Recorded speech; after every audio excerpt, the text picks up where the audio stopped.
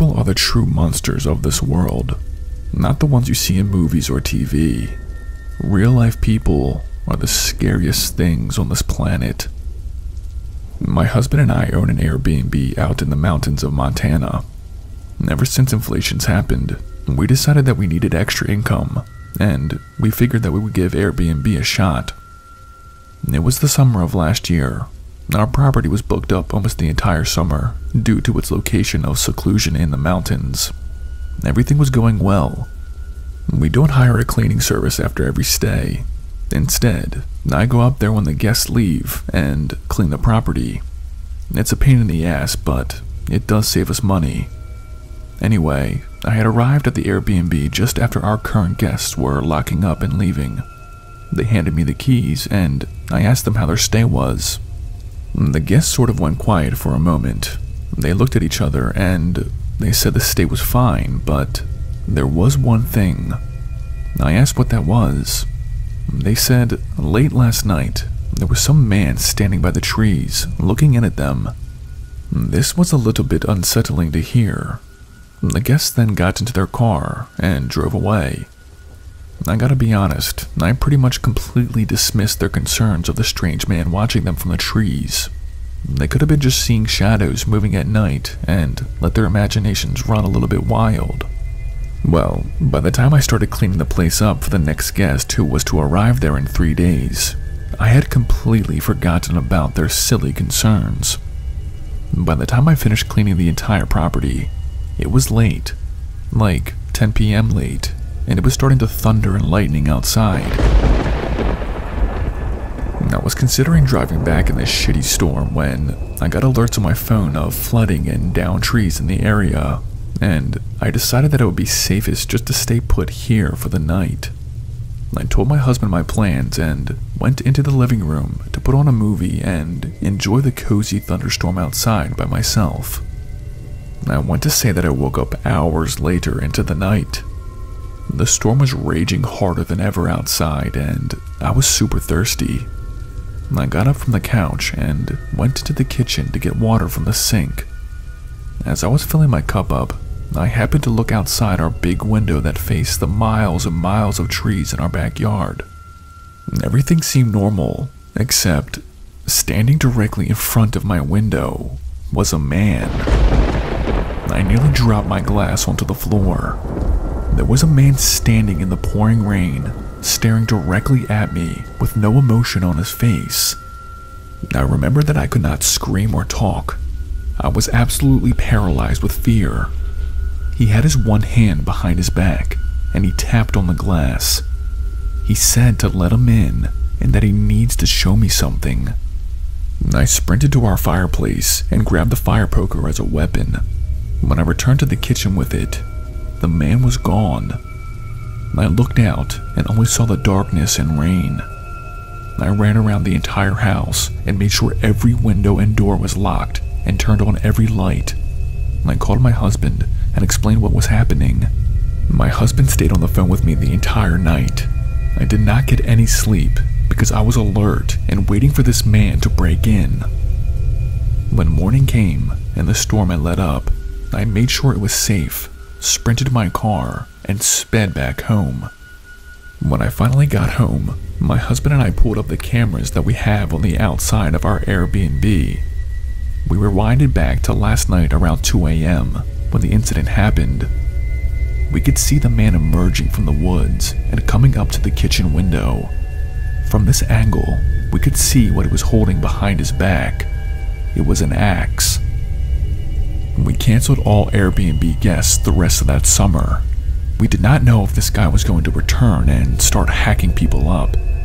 Summer is coming up soon, and we are considering reopening our property. I just hope whoever that crazy man is dead somewhere in a ditch.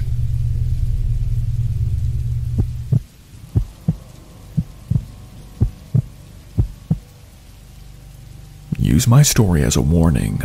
There are messed up people out there, and they don't care if they harm you or anyone else. I'm a 17-year-old female living in New Jersey. I'm a single child, and my parents are divorced. Well, It was spring break for me last year. My dad had to go away for the weekend, and it was just me all alone watching the house. It was a Friday night. I know that my dad had told me not to have anyone over while he was gone, but come on, what teenager is not a rebellion? I had been texting my boyfriend all day to come over that night and spend the night with me so I would not have to be alone. What was weird was that he was not texting me or calling me back all day. I did find this strange because it was not like my boyfriend to ignore me like this. Well, at this point, it was like 11 p.m. at night. I still had not heard back from him, and I figured that I would just go to bed.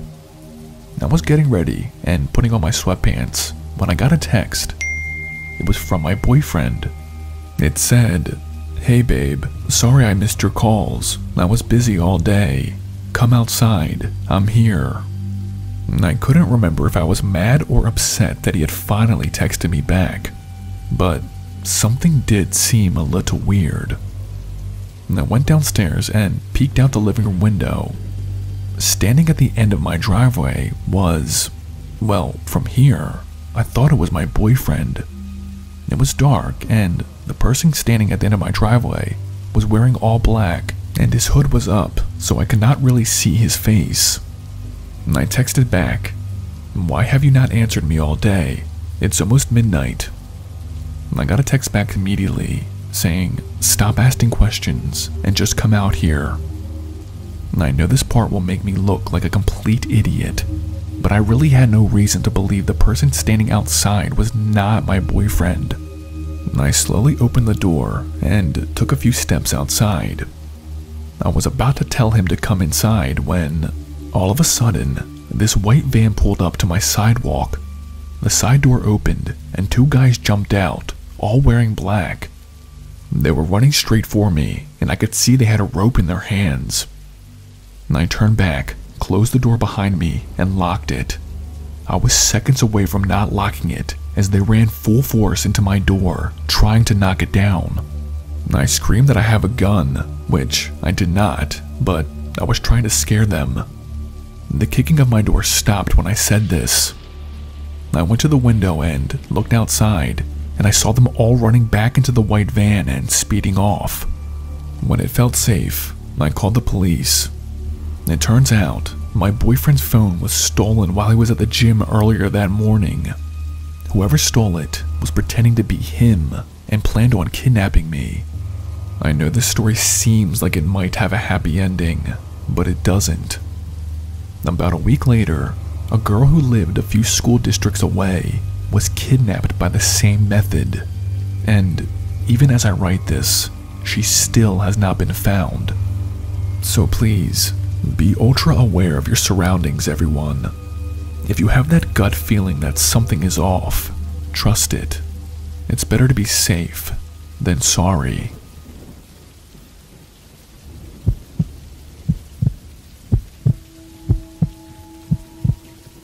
This story needs no introduction, so let's get right into it.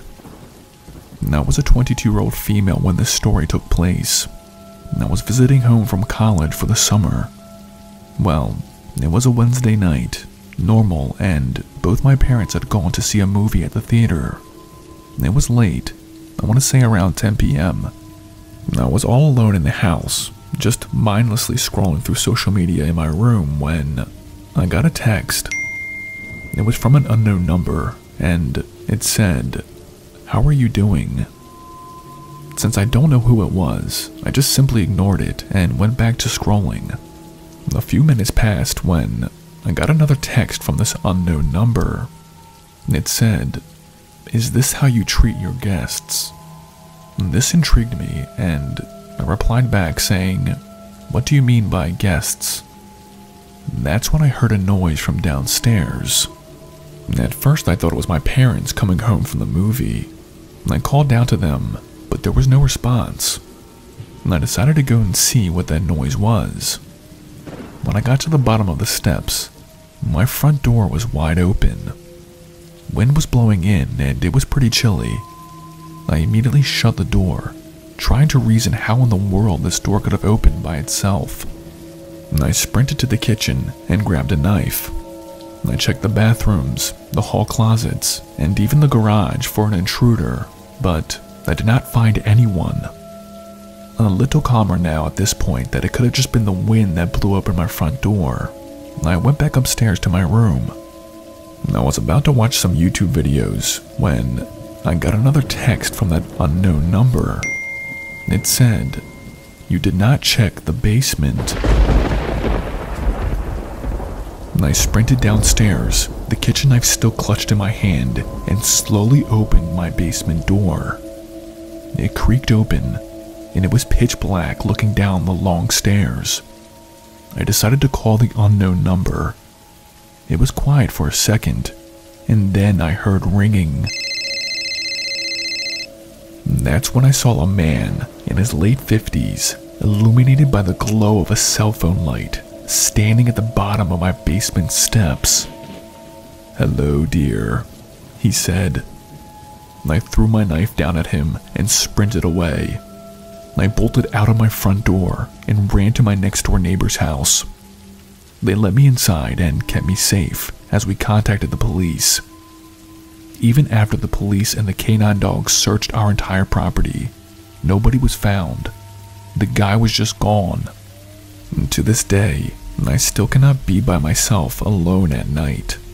I either need a friend, a family member, or my boyfriend to be with me, because I'm terrified that guy will return, find me, and do only God knows what.